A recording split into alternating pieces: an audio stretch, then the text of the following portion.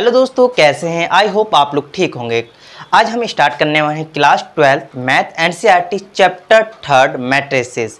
आज हम इसका इंट्रोडक्शन करने वाले और इंट्रोडक्शन में हम इस चैप्टर के एकदम छोटी छोटी बातें हम करने वाले। वीडियो को आप नहीं देखेंगे तो आपके एक्सरसाइज के क्वेश्चन नहीं होने वाले हैं, तो क्यों ना हम एक्सरसाइज से पहले इस वीडियो को अच्छे से समझते हैं और करते हैं। तो स्टार्ट करते हैं। एंड मैट्रिसेस क्या होता है पहले ये बताता हूँ। देखिए, मैट्रिसेस एंड मैट्रिक्सेस दोनों सेम है। मैट्रिक्स एंड मैट्रिसेस में क्या है, देखो मैट्रिक्स का प्लूरल नाम है मैट्रिसेस। तो कभी मैं आपको मैट्रिक्स बोलूँ या मैट्रिसेस बोलूँ तो आपको कंफ्यूज नहीं होना, तो आपको सीधा पता चल गया होगा मैट्रिक्स का प्लूरल है, मतलब कि बहुत सारे मैट्रिक्स होगा तो उसको क्या बोलेंगे, मैट्रिसेस बोलेंगे। ओके, तो यहाँ पर मैट्रिक्स के बारे में जानते हैं। मैट्रिक्स क्या होता है, व्हाट इज अ मैट्रिक्स। तो मैं आपका rectangular arrangement of data in form of row and column. तो यहाँ पर मैंने स्टेटमेंट बोला, आपको समझ में नहीं आया होगा तो मैं आपको बताऊं।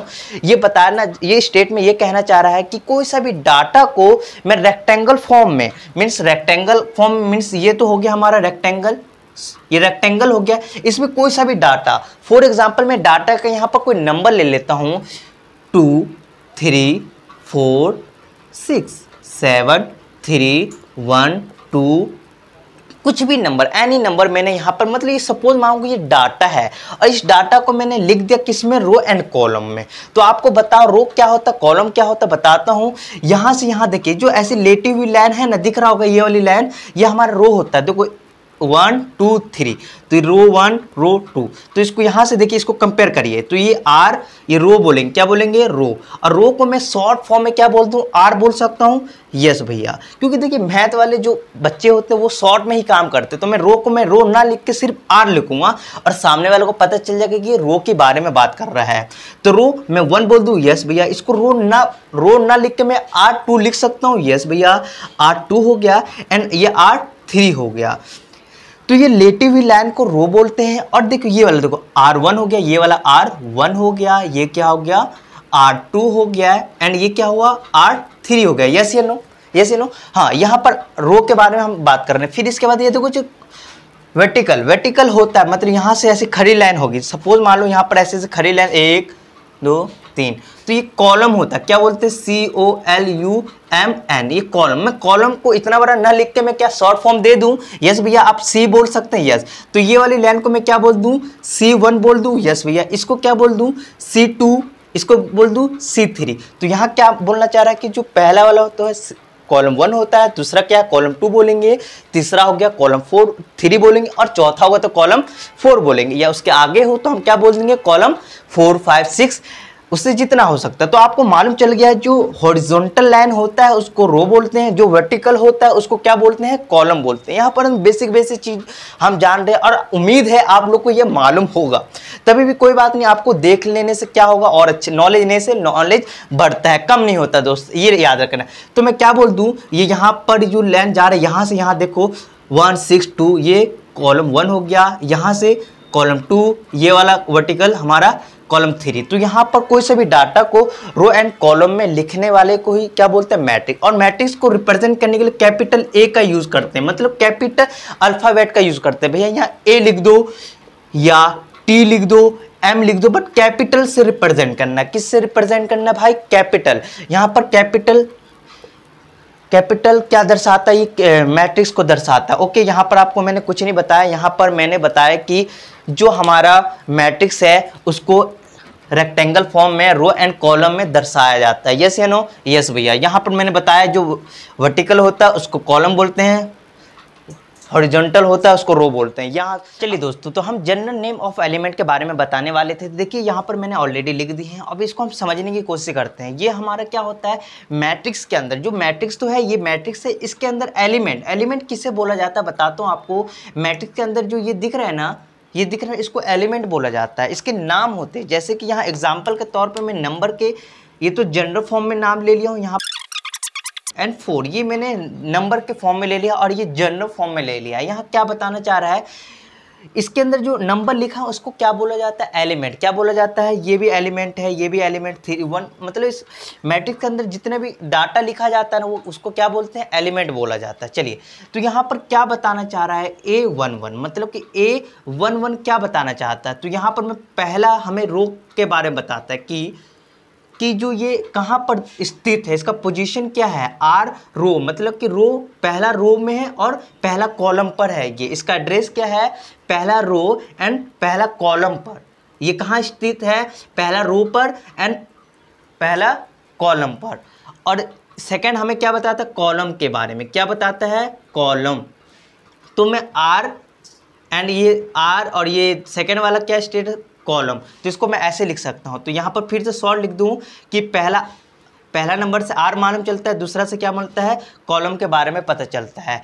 अब यहीं पर 1 मतलब 1 2, मतलब कि 1 2 का मतलब क्या हो गया, 1 एंड 2 का मतलब क्या हो गया, R1 मतलब क्या है, R1 का मतलब क्या है कि जो A2 है ना, A2 इसका पोजीशन क्या होगा कि पहला रो में होगा और कौन सा कॉलम होगा, सेकंड कॉलम पर मिलेगा। तो इसका एड्रेस ऐसे क्वेश्चन पूछेगा कि बताइए कि A2 कहाँ पर है। तो A2 देखिए कहाँ पर होगा, पहला कॉलम सेकंड रो यही है ना। तो इसकी वैल्यू आप क्या लिख दोगे, 3 लिख दोगे। अब यही क्वेश्चन में आप पूछ लेगा A2 3, तो second row and third column, second row और थर्ड कॉलम, तो ये वाली वैल्यू आएगा, यस या नो। तो इसका आंसर आप क्या लिख दोगे, 5।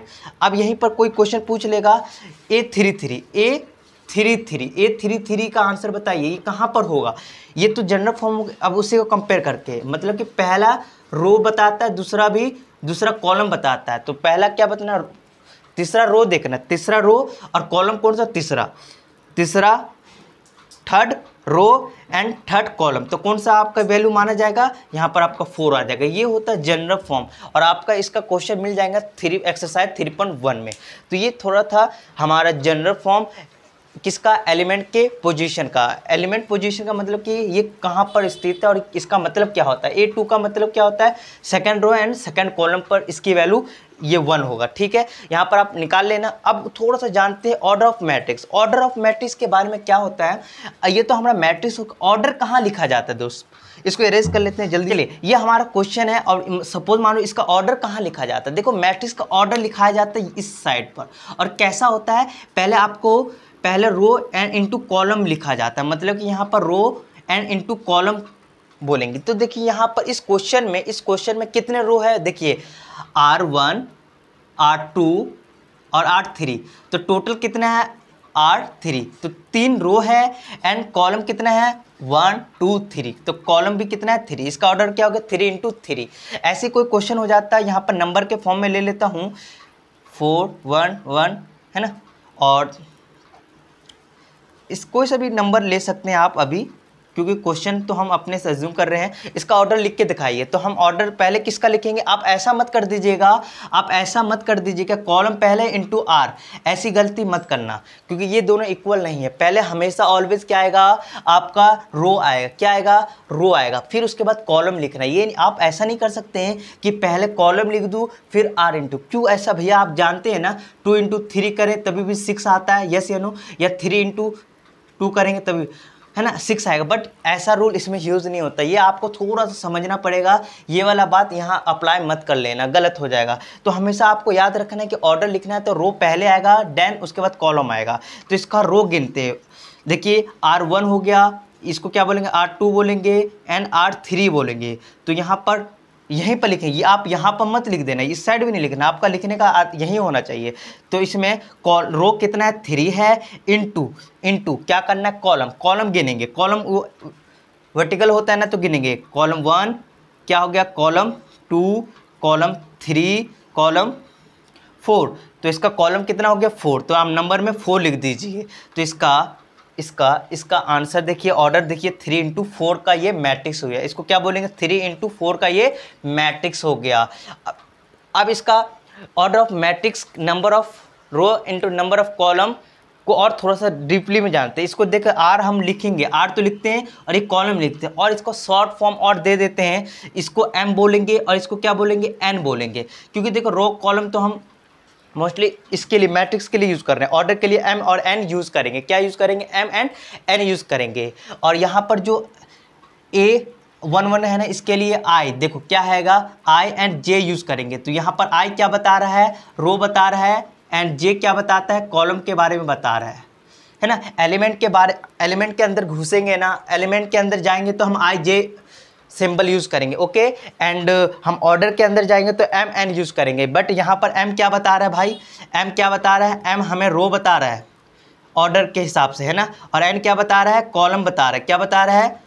कॉलम। ये आपको थोड़ी सी नॉलेज होनी चाहिए रो एंड कॉलम के बारे में, कि हम जब एलिमेंट के बारे में बात करेंगे तो I क्या होता है? रो होता है। J हमारा कॉलम बताता है। फिर ऑर्डर, मतलब ऑर्डर पर जाएंगे तो आप पहले वालों को m बोलोगे, दूसरे वाले को n बोलेंगे। बट पहला वाला हमारा क्या कहलाएगा? रो कहलाता है। और दूसरा वाला कॉलम कहलाता है। बस नाम दे दिया और कोई नहीं है। और हमें पता टोटल नंबर ऑफ एलिमेंट कैसे पता करें उसके बारे में बताते हैं आपको। देखिए वो आपको कैसे मालूम चलेगा? वो आपको ऑर्डर से पता चलेगा। ऑर्डर का क्या फॉर्मूला बताया था? जल्दी बताइए। Row into column, row and into column. ये मैट्रिक्स है ना, मैंने 3 एग्जाम्पल दिए हैं और इस एग्जाम्पल से आपको पता चल जाएगा कि टोटल नंबर ऑफ एलिमेंट कैसे निकालते हैं।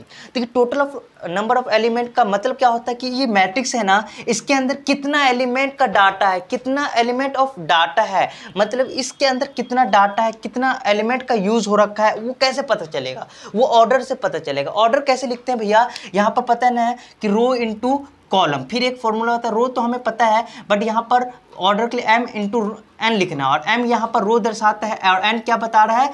n कॉलम को बता रहा है। बस यहाँ पर आपको देखना है, यहाँ पर इस टाइप से। ये लिखने की कोई ज़रूरत नहीं है, तो मैं आपको समझा रहा हूँ, ये लिखना नहीं है एग्जाम में, ओके दोस्त। बस समझने के लिए आप लिख सकते हैं।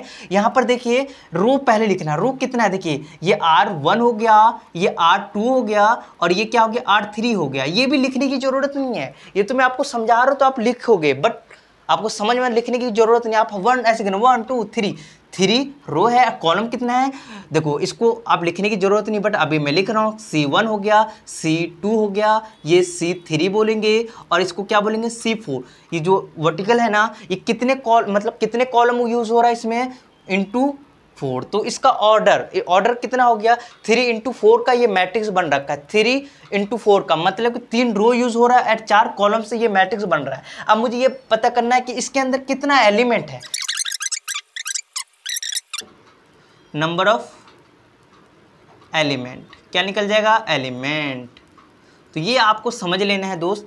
Total number of element, total number of क्या? इसको रो का मतलब R into row and column into क्या कर दोगे? टोटल नंबर ऑफ क्या निकल जाएगा दोस्त? एलिमेंट।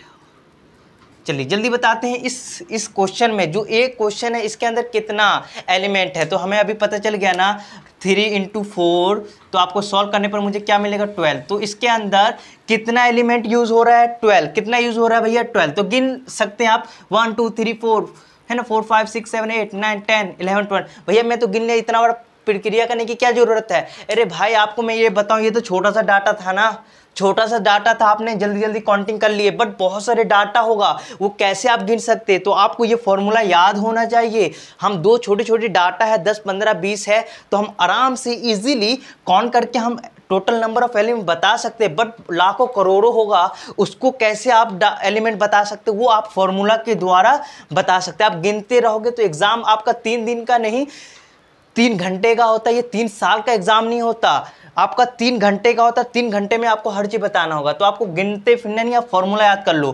क्या होता है? रो इंटू कॉलम को क्या निकल जाए? Total number of element. ये फॉर्मूला आपको याद कर लेना और लिख लेना, याद भी नहीं करना, लिख लो, याद हो जाएगा। इसको जल्दी से बताइए, इसका कितना हो गया? 1 2 3 4। तो 4 रो है इंटू कॉलम बताओ 1 2 3 4 4। तो इसका एलिमेंट ऑफ नंबर कितना मिलेगा दोस्त? 16। यस या नो? इसको इंटू कर दीजिए, तो इसके अंदर 16 एलिमेंट होगा। कितना होगा? 16 एलिमेंट होगा। चलिए दोस्त, ये हमारा सी क्वेश्चन है, मतलब सी मैट्रिक्स है। इसके अंदर आप ऑर्डर बताइए जल्दी से।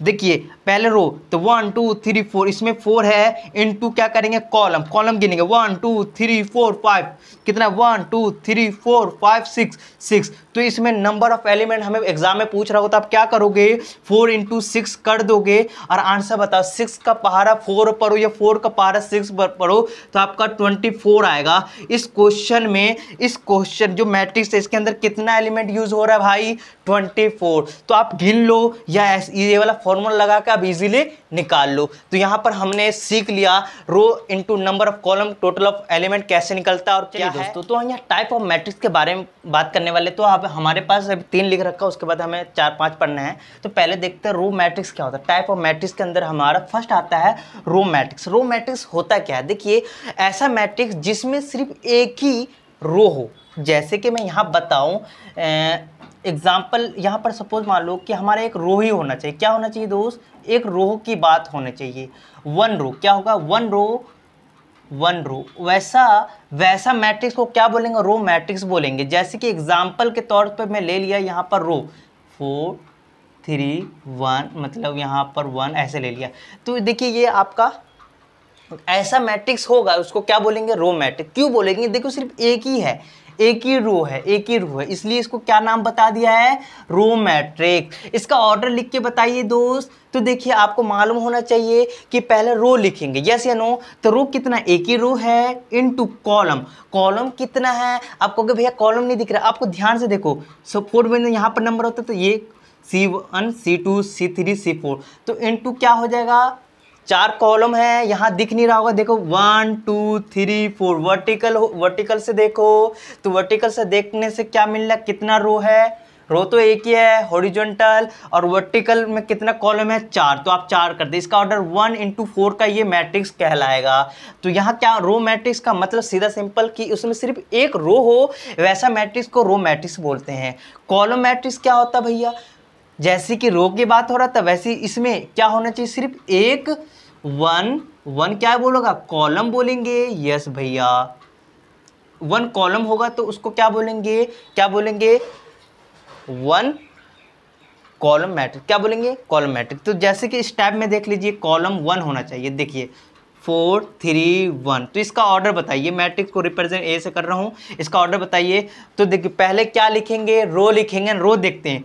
एक देखो 1 2 3, देखो 1 2 3, कितने हो गए रो बताओ, 3 हो गए। यस इंटू करेंगे कॉलम, कॉलम कितना है भैया 1 ही है ना, तो 1, तो इसका ऑर्डर क्या बोलेगा 3 × 1, इसका ऑर्डर हो गया। तो आपको मालूम चलेगा कॉलम मैट्रिक्स में क्या होता है, सिर्फ एक कॉलम होता है, एंड रो मैट्रिक्स में क्या होता है कि एक रो होता है। तो नाम है, बस आपको देखने की मतलब सोचने की उतनी ये नहीं है। रेक्टेंगुलर मैट्रिक्स क्या होता है दोस्त, रेक्टेंगुलर मैट्रिक्स ऐसा होता है जिसमें कि m नॉट इक्वल n, मतलब कहने का मतलब यहाँ समझ रहे होंगे कि रो इनटू करोगे ना, ये दोनों रो एंड कॉलम दोनों सेम नहीं होना चाहिए कि ना, जैसे ये 2 है इधर भी 2 नहीं आना चाहिए।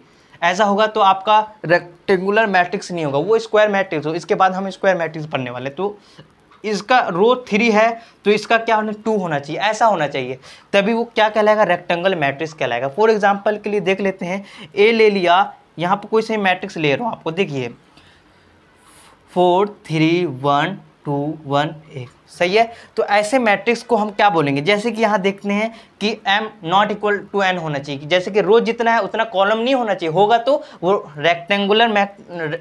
रेक्टेंगुलर मैट्रिक्स नहीं कहलाएगा। तो देखते हैं यहाँ पर रो कितना हो गया 2 इंटू कॉलम कितना 3, तो देखो m इक्वल टू n है क्या, दोनों बराबर है क्या, मतलब ये m का तो 2 है और n का वैल्यू कितना है भाई 3, दोनों इक्वल है क्या, दोनों बराबर है क्या, नहीं बराबर नहीं है, तो ये हमारा कौन सा कहलाएगा रेक्टेंगुलर मैट्रिक्स कहलाएगा। यस भैया आप थोड़ा सा और देख लेते हैं, यहाँ बीम एग्जांपल ले लेता हूँ, यहाँ पर कुछ भी 4 3 1,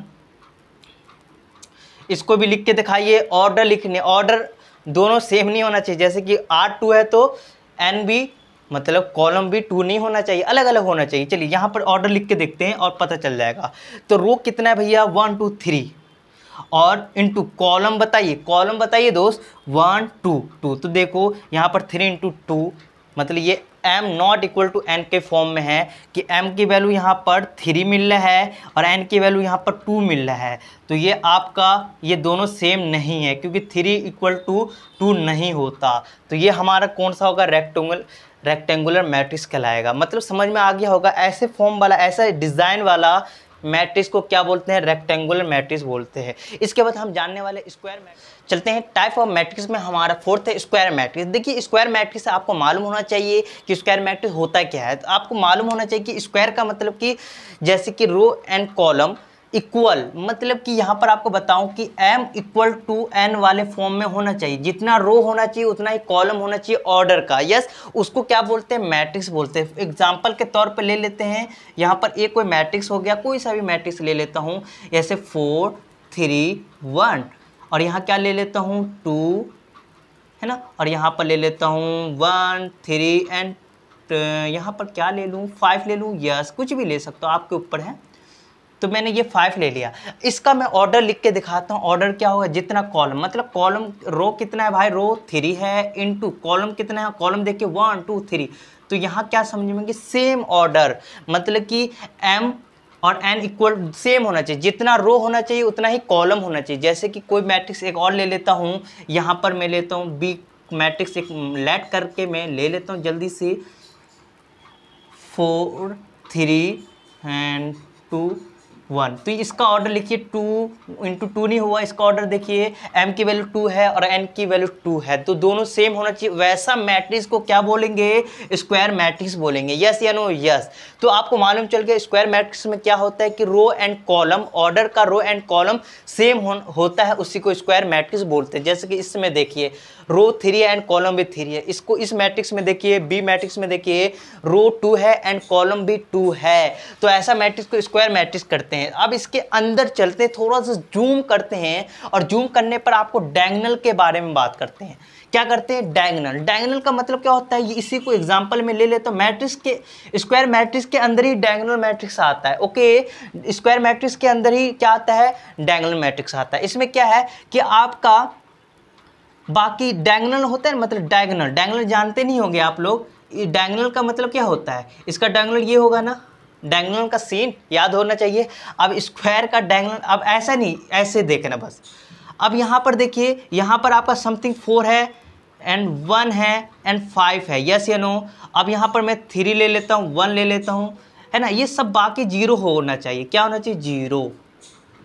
तो ऐसा मैट्रिक्स जिसका डायगोनल समथिंग कोई नंबर हो और बाकी एलिमेंट 0 हो, वैसा मैट्रिक्स को क्या बोलते हैं, डायगोनल मैट्रिक्स बोलते हैं। फिर से बताता हूं आपको, डायगोनल में समथिंग कुछ ना कुछ नंबर होना चाहिए और बाकी क्या होना चाहिए, बाकी एलिमेंट 0 होगा, वैसा एलिमेंट को क्या बोलते हैं, डायगोनल मैट्रिक्स बोलते हैं। इसी को एग्जांपल में ले लेते हैं 2 ऑर्डर वाले, क्योंकि हमारा मालूम होना चाहिए कि स्क्वायर मैट्रिक्स में ही डायगोनल मैट्रिक्स आता है। तो यहाँ पर एग्जाम्पल के तौर पर 4 1 और बाकी क्या होना चाहिए, 0 होना चाहिए। डायगोनल में समथिंग कोई नंबर होना चाहिए, कुछ भी हो सकता है। तो यहाँ पर 4 एंड 1 डायगोनल देखो इसका डायगोनल। अब ऐसे मत देखना, क्रॉस मत देखना, अब ऐसे देखना है ना। तो 4 1 है, तो ऐसा मैट्रिक्स को क्या बोलते हैं, डायगोनल मैट्रिक्स बोलते हैं। अब थोड़ा सा डायगोनल को जूम करते, क्या करते हैं, डायगोनल को जूम करते हैं। अब वहाँ निकलता है स्केलर मैट्रिक्स। क्या निकलता है, जूम कर रहा हूँ, स्क्वायर के बाद डायगोनल, और डायगोनल को जूम करने पर मुझे क्या मिल रहा है, स्केलर मैट्रिक्स। स्केलर मैट्रिक्स का मतलब क्या है, देखो डायगोनल का भाई है, मतलब कि आपका डायगोनल, जो डायगोनल है ना उसी के अंदर है ना, तो उसी के अंदर कुछ गेम खेलेंगे। गेम क्या खेलना है कि स्क्वायर के अंदर ही होना चाहिए, कि ऑर्डर सेम होना चाहिए।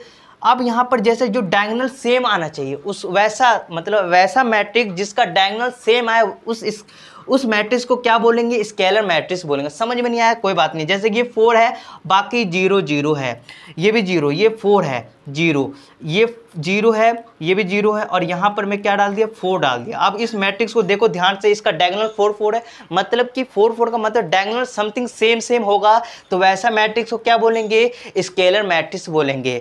अब यहाँ पर और थोड़ा सा एग्जाम्पल ले लूँ, इसको ही देख के। यहाँ पर मैं 3 और 3 ले लिया और 0 0, ठीक है। ऐसा मैट्रिक्स यहाँ पर देखो diagonal diagonal diagonal same same है, मतलब सेम सेम वाला सेम सेम एलिमेंट हो, डायगोनल का सेम सेम नंबर हो, वैसा एलिमेंट वाले मैट्रिक्स को क्या बोलेंगे? स्केलर मैट्रिक्स बोलेंगे। तो स्केलर मैट्रिक्स समझ में आ गया?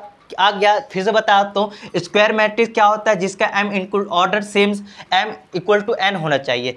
फिर स्क्वायर मैट्रिक्स के अंदर डायगोनल में घूमे, जूम किए, और इसमें क्या पाया गया? इसमें कह रहा है डायगोनल में समथिंग कोई सा भी नंबर हो, वैसा मैट्रिक्स को क्या बोलेंगे? डायगोनल। फिर मैंने थोड़ा सा जूम किया और जूम करने पर मुझे पता चला, कह रहा है कि जब डायगोनल में सेम सेम एलिमेंट होगा, सेम सेम नंबर होगा, जैसे 4 4 चल रहा है, यहीं पर 3 3 हो या 2 2 हो, डायगोनल सेम सेम होगा, तो उसका नाम क्या बोल दोगे? Scalar matrix. क्या बोल दोगे? Scalar matrix. फिर मैंने बोला चलो ठीक है, मैंने स्केलर मैट्रिक्स भी याद कर लिया, समझ लिया। अब उसके बाद मैंने स्केलर मैट्रिक्स थोड़ा सा और जूम किया और यहां पर निकल के आया कि जब डायगोनल में क्या हो? 1 1 हो। क्या हो? 1 1 हो, मतलब कि ये 1 हो, 0 0, फिर यहाँ पर 0 1 0, फिर यहाँ 0 0 और 1। तो यहाँ क्या समझ में आया? ये समझ में आया है कि आइडेंटिटी मैट्रिक्स उससे बोलते हैं जो डायगोनल 1 1 हो। क्या हो? 1 1 हो, वैसा मैट्रिक्स को आइडेंटिटी मैट्रिक्स बोला जाता है। डायगोनल के अंदर हम स्केलर में आ गए थे, स्केलर के अंदर आगे है, जब डायगोनल मैट्रिक्स में 1 1 दिखेगा, 1 1 दिखेगा तो क्या बोलोगे? आइडेंटिटी मैट्रिक्स है। एग्जाम्पल के तौर पर और ले लेता हूँ एग्जाम्पल, यहाँ पर क्या ले लूँ? 1 0 0 एंड 1। तो यहाँ पर देख लो डायगोनल आपका डायगोनल 1 1 है, 1 1 होगा, वैसा मैट्रिक्स को क्या बोलेंगे? आइडेंटिटी मैट्रिक्स बोलेंगे। अब ऐसा ना कर दोगे कि 4 4 है तो आपको तब फिर 4 4 ले लिए तो कौन सा मैट्रिक्स कहलाएगा? Scalar matrix. या 3 3 ले लोगे तो कौन सा मैट्रिक्स कहलाएगा? स्केलर। या फिर डायगोनल अलग अलग ले लोगे, बाकी 0 है तो क्या हो जाएगा आपका? Diagonal matrix. फिर ऐसा कहोगे भैया मैं 0 नहीं लेता, कुछ समथिंग कुछ हर जगह नंबर ले लो, तो ले लोगे तो भाई ये कौन सा मैट्रिक्स कहलाएगा? स्क्वायर मैट्रिक्स कहलाएगा। तो ये सिस्टम है। स्क्वायर मैट्रिक्स का डायगोनल आता है, डायगोनल को जूम किया तो क्या आ गया? है ना, डायगोनल जूम किया, सेम सेम डायगोनल में नंबर आ गया तो स्केलर, और स्केलर के अंदर जूम किया और 1 1 दिख गया तो आइडेंटिटी मैट्रिक्स। बात समझ में आ गया? यहाँ पर हमने टाइप ऑफ मैट्रिक्स समझ गए। इसके बाद हमारा कौन सा जीरो मैट्रिक्स क्या होता है दोस्त? क्या होता है जीरो मैट्रिक्स? जीरो मैट्रिक्स का मतलब सीधा सिंपल कि जो भी मैट्रिक्स हो उसमें सारे एलिमेंट क्या हो? 0 0 हो। क्या हो? 0 0 हो, वैसा मैट्रिक्स को क्या बोलते हैं? क्या बोलते हैं? Zero matrix. ओके, समझ में आ गया ना कि एक ऐसा मैट्रिक्स जिसमें एलिमेंट 0 0 हो, उसकी वैल्यू सब 0 0 हो, तो आप क्या बोलोगे? जीरो मैट्रिक्स बोलोगे। तो आपको यहाँ समझ में आया टाइप ऑफ मैट्रिक्स इतना ही था, इसको अच्छे से देखना है। और इसके बात करते हैं इक्वलिटी ऑफ मैट्रिक्स क्या होता है। देखो इक्वलिटी, इसका मीनिंग समझो पहले। इक्वलिटी का मतलब इक्वल कब होता है? क्या भाई हम क्या पढ़ रहे हैं अभी? मैट्रिक्स। तो इक्वल कब होगा मैट्रिक्स? आपको पहले याद करना है, इसका मैं थोड़ा सा लिख के दिखा देता हूँ। Equality of matrix, two matrix are equal if first they are the of the same order. कह रहा है कि पहले आपको इक्वल करने के लिए तो पहला मैट्रिक्स इक्वल कब होगा? ऑर्डर सेम होना चाहिए। सेकंड क्या है? There are the corresponding element be equal. तो यहाँ पर आपको समझ में नहीं आया होगा, मुझे पूरा यकीन है आपको समझने की जरूरत भी नहीं है इस स्टेटमेंट को, बस मैं आपको बता रहा हूँ, आपको समझना है दोस्त। तो यहाँ पर देखिए इक्वलिटी का मतलब कह रहा है कि पहला बात कह रहा है कि आपका जो मैट्रिक्स होगा ना दोस्त, मैट्रिक्स होगा ना, और देखो इक्वलिटी कब होगा भैया? दो मैट्रिक्स इक्वल किसको? देखो कंपेयर करना है आपको, तो कंपेयर दो आदमी होना चाहिए ना। तो सपोज मान लो ये एक मैट्रिक्स और सेकंड दूसरा बी मैट्रिक्स है, समथिंग कोई सा भी, तो इसका ऑर्डर सेम होना चाहिए। ऑर्डर का मतलब कि जैसे कि इसका 2 × 3 ऑर्डर का है, तो ये भी कौन सा ऑर्डर का होना चाहिए? 2 × 3 का ऑर्डर का मैट्रिक्स बनना चाहिए, तभी आप क्या कर सकते हैं? इक्वल बोल सकते हैं,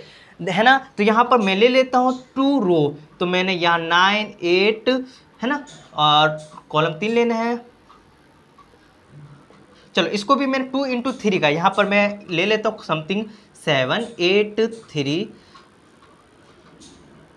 चलिए ये हो गया ना। तो कहना चाह रहे कि दो मैट्रिक्स होगा तब आप क्या करोगे? सेम ऑर्डर का होना, सेम ऑर्डर है तब क्या करो? करस्पॉन्डिंग एलिमेंट इक्वल होगा, मतलब कि A = B करना है ना, तो आपको क्या करना पड़ेगा? पहले A = B आपको ऐसे लिख लेना है, A का एलिमेंट यहाँ लिख लेना है 9 8 4, उसके बाद क्या लिख लेना है दोस्त? 9 8 1। B का एलिमेंट क्या है? 7 8 6, 7 8 4। इस स्टेटमेंट का मतलब बोल रखा है कि दो ऑर्डर सेम है तो इसका करस्पॉन्डिंग कि यहाँ का एलिमेंट इसके बराबर होगा, ये वाला किसके बराबर होगा, इसके, और ये वाला एलिमेंट इसके बराबर होगा, मतलब कि ए बी इक्वल माना जाएगा। तो देखिए 9 इक्वल टू हमें ऑर्डर सेम है तो ये हम ऐसे लिख सकते हैं, ठीक है। या ऐसा होगा 9 इक्वल टू क्या लिख देंगे, 9 इक्वल इसके 7 के इक्वल हो जाएगा, मतलब करस्पॉन्डिंग एलिमेंट यहाँ की वैल्यू इसके बराबर होगा, ये वाली वैल्यू इसके बराबर होगा, ये वाली वैल्यू इसके बराबर होगा, ये वाली वैल्यू इसके, है ना। अभी है नहीं बट मैं आपको समझाना चाह रहा हूँ। फॉर एग्जाम्पल क्वेश्चन कैसे आ जाएगा, यहाँ पर आपका ऐसे आ जाएगा, यहाँ पर आपको नंबर ना देकर यहाँ दे देगा x y z, है ना, t u एंड v, ये दे देगा। आप कहेगा कि बताओ x y z की वैल्यू बताओ, तो आपको पहले मानना है कि पहले तो ऑर्डर सेम होना चाहिए, जो हमें दे रखा है a एंड b का ऑर्डर सेम होना, जो कि सेम है, तो इसका करस्पॉन्डिंग एलिमेंट भी क्या होना चाहिए, सेम होगा, यस या नो। तो इसको मैं इरेज करके यहाँ पर मैं x y लिख देता हूँ। b में क्या दे रखा है, हमारा क्या दे रखा है, x दे रखा है, y दे रखा है, z दे रखा है, t u एंड v। तो देखो ऑर्डर सेम तो करस्पॉन्डिंग कि यहाँ की वैल्यू इसके बराबर, मतलब कि यहाँ पर लिख दूँ, यहाँ पर मैं इसको इरेज करके जल्दी से फुर्ती में लिख दूँ, x इक्वल टू क्या हो जाएगा 9, ये आंसर हो गया। y किसके बराबर हो जाएगा, y आपका बराबर होगा, y किसके बराबर होगा 8 के, ओके। और बताइए z किसके बराबर हो जाएगा 4 के, यस या नो, यस भैया। अब देखो ये t किसके बराबर हो जाएगा, ये t 9 के बराबर, यहाँ लिख देता हूँ। u किसके बराबर होगा, u आपका बराबर हो जाएगा, बताइए इसका करस्पॉन्डिंग कौन सा हो गया, ये हो गया बराबर, तो u का वैल्यू 8 हो जाएगा। और हमारा v की वैल्यू बताइए जल्दी से, आप बता सकते हैं, यस भैया 1 आएगा, यस। तो ये बात हमें बोल रखा था इक्वलिटी में हमें कुछ याद नहीं है, तो मैंने एग्जांपल के थ्रू भी आप समझा दिया है कि पहले 2 मैट्रिक्स होना चाहिए और इक्वल कब होगा, जब उसका ऑर्डर सेम होगा, और ऑर्डर सेम होने के बाद सेकंड चांस क्या है, मतलब सेकंड बात क्या ध्यान रखना है कि उसका एलिमेंट करस्पॉन्डिंग एलिमेंट इक्वल माना जाएगा, ठीक है। तो ये हमारा था इक्वलिटी के बाद। उसके बाद हम सीखने वाले हैं ऑपरेशन और मैट्रिक्स का मतलब क्या होता है। पहले हम जानने वाले हैं एडिशन ऑफ मैट्रिक्स, हम मैट्रिक्स को कैसे ऐड करेंगे। तो पहले आपको याद रखना है कि A and B same order का मैट्रिक्स होना चाहिए। फिर सेकंड क्या करना है, ऐड मैट्रिक्स एलिमेंट। फिर उसके बाद ऑर्डर सेम है तो हम क्या करेंगे, सेकंड बात क्या करना है, उसको हम करस्पॉन्डिंग एलिमेंट को ऐड कर लेंगे, करस्पॉन्डिंग एलिमेंट को क्या कर लेंगे, ऐड कर लेंगे। चलते हैं इसको जल्दी से समझ लेते हैं। तो यहाँ पर एग्जाम्पल के थ्रू मैं समझाता हूँ। ए कोई मैट्रिक्स, सही है भाई, जल्दी बताइए, ये हमारा मैट्रिक्स सेम ऑर्डर का है ना, यस या नो, यस। तो बताते हैं इसको जल्दी से, इसका क्या करना, सेम ऑर्डर का होना चाहिए जो कि है, उसके बाद करस्पॉन्डिंग एलिमेंट ऐड करना है। तो मैं क्या करूँ, a प्लस बी निकालना है, a प्लस बी की वैल्यू निकालना है। तो हमें क्या करना है, a की वैल्यू यहाँ डाल देंगे। a की वैल्यू क्या है भाई, जल्दी बताइए, 4 3 1 2 1 3, यस या नो। प्लस प्लस b की वैल्यू बताइए जल्दी से, b की वैल्यू देखिए हमारा 6 7 3 1 2 1। अब उसके बाद क्या करना है कि सेम ऑर्डर का है तो इसका करस्पॉन्डिंग एलिमेंट, करस्पॉन्डिंग क्या होता है, इसके ये वाला बराबर ये वाला होगा, ये वाला इसके, हम इजीली प्लस। चलिए तो यहाँ पर इसका आंसर लिख दें, ये दोनों को सॉल्व करने पर आपका आंसर आएगा, यहाँ देखिए 4 6 क्या हो जाएगा 10, तो इसके पास में लिख दें। इसको सॉल्व करने पर एक नया मैट्रिक्स बनेगा, ओके। तो 4 10 हो गया, 3 एंड 7 10 हो जाएगा, 1 एंड 3 4 हो जाएगा, एंड इसको इससे प्लस करोगे तो 3 आ जाएगा, इसको इससे करोगे तो क्या आ जाएगा भाई 3 आ जाएगा, इसको इससे करोगे तो क्या आ जाएगा, जल्दी बताइए 3 आ जाएगा। तो ये आपको क्या समझ में आया कि इसको ऐसे प्लस करना है, और प्लस करने पर जैसा ऑर्डर का ये वैल्यू था ना, जिस ऑर्डर का था ना, अब आपका मैट्रिक्स उतने ऑर्डर का अब आंसर निकलेगा। जैसे कि यहाँ पर क्या था 2 इंटू 3 ऑर्डर का ना, इसका भी, और तो सॉल्व करने पर जो आपका रिजल्ट आएगा किस ऑर्डर का मैट्रिक्स आएगा, सेम मैट्रिक्स का 2 इंटू 3 ऑर्डर का मैट्रिक्स का आंसर आएगा। बात समझ में आ गया होगा कि मुझे कोई भी मैट्रिक्स हो उसका सेम ऑर्डर होना चाहिए, तभी हम करस्पॉन्डिंग एलिमेंट को ऐड कर सकते हैं, ओके। अब इसके बाद हम जानने वाले मैट्रिक्स कि हम सब्ट्रैक्शन कब कर सकते हैं मैट्रिक्स को। तो पहले तो आपको 2 मैट्रिक्स होना चाहिए, ए बी सेम ऑर्डर का मैट्रिक्स होना चाहिए। सेकंड क्या बात रखना, सब्ट्रैक्शन करस्पॉन्डिंग एलिमेंट, क्या सेम ऑर्डर का होगा तभी तो हम करस्पॉन्डिंग एलिमेंट को माइनस कर सकते हैं, ओके। तो चलते हैं यहाँ पर हम माइनस करना सीख जाते हैं। तो चलिए मैंने समथिंग को ले लिया। अब मुझे कह रहा कि ए माइनस बी निकाल के दिखाइए, है ना। तो ए माइनस बी हम कर लेंगे। पहले तो ऑर्डर सेम होना चाहिए। ए का वैल्यू क्या है भैया, यहाँ लिख लेते जल्दी से माइनस, तो माइनस बी की वैल्यू क्या है भैया, बी की वैल्यू देखो 7 8 4 1 3 1। ये हमारा हो गया। इसको आंसर सॉल्व करने पर यहाँ पर लिखेंगे, ठीक है। चलिए तो यहाँ पर क्या होना चाहिए, ए का एलिमेंट क्या है 3 1 2 1 3। चलिए तो सॉल्व करना है भैया। 4 में से 3 जाएगा। अब यहाँ पर देखो ध्यान से देखिए, 4 में से -7 करना है। क्या आएगा आंसर, देखो ना 4 -7 करोगे तो आंसर अब क्या आएगा बताइए, -3 आएगा ना। तो अब प्लस माइनस तो आना चाहिए। आप कौन सी क्लास में है, 12th में। तो ये छोटी छोटी चीज़ आपको बताने की मुझे कोई नीड नहीं है। चलिए अब क्या करेंगे, 3 में से मतलब 3 में से -8 घटाओगे तो क्या मिलेगा, -5 मिलेगा ना। इसको इसमें से माइनस कर दीजिए, तो देखो इसको इससे जाएगा तो माइनस आ जाएगा ना। तो क्या आएगा -5 आएगा, यस या नो, यस। अब इसमें से इसको माइनस कर दीजिए तो क्या आ जाएगा -3 आएगा। इसमें से इसको माइनस कर दो, 2 में से 1 जाएगा तो 1 बचेगा, ठीक है। इसमें से इसको माइनस करोगे -2 बचेगा। अब क्यों बचेगा पता चल गया होगा, 3 में से 1 जाएगा तो 2 बचेगा। ये आपका जितने ऑर्डर का ये मैट्रिक्स था उतना ही सॉल्व करने पर उतने ऑर्डर का मैट्रिक्स का आंसर बनेगा। जैसे कि यहाँ पर 2 × 3 ऑर्डर का मैट्रिक्स का आंसर निकला, और ये जो हमारा गिवन था वो भी 2 × 3 मैट्रिक्स का मैट्रिक्स गिवन था। चलिए तो यहाँ पर माइनस सीख गए हैं, तो देखिए ऐड हम सीख गए और सब्ट्रैक्ट। यहाँ पर थोड़ी सी नॉलेज होनी चाहिए कि भैया मैं ऐसे नहीं कर सकता, बी में से ए माइनस कर दूँ। अरे भैया ये दोनों आंसर आपका सेम नहीं आएगा, चेक कर लेना। अब ए में से बी किया तो ए से ऐसे करना है, और बी में से करो तो दोनों सेम आंसर नहीं आएगा, अलग आएगा, डिफरेंट आएगा। तो ये आपको बात ध्यान में रखना है, ओके।